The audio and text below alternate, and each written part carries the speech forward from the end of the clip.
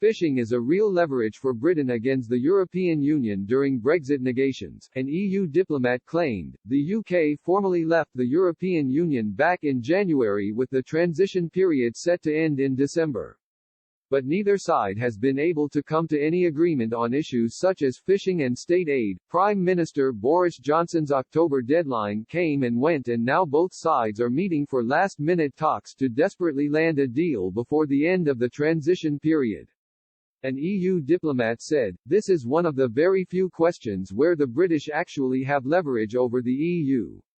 While the Prime Minister has vowed not to back down on fishing rights to UK waters, European leaders have warned of the detrimental effect Brexit could have on their fishing industry. French President Emmanuel Macron warned, "Under no circumstances should our fishermen be the victims of Brexit." Disputes over fishing rights came after the EU demanded they maintain its rights to Britain's fishing waters. Under the controversial Common Fisheries Policy (CFP), all member states are given access to EU waters via quotas.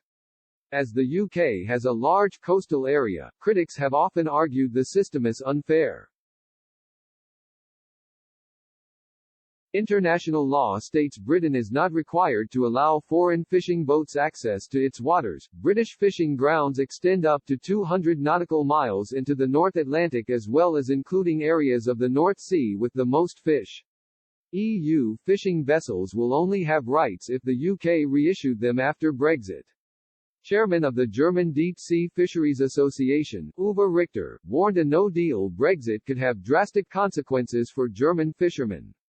He said, "If the fisheries agreement is not ratified by the end of 2020, we will no longer be allowed to sail into British waters." Mr. Richter also said around 40,000 tons of North Sea herring, which is processed by the Euro-Baltic Fish Company, could be lost.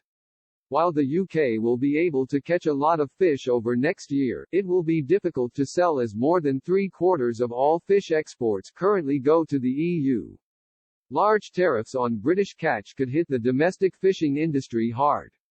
Back in June, the EU's chief Brexit negotiator, Michel Barnier, said, "The EU wants to maintain the status quo, Great Britain wants to change everything."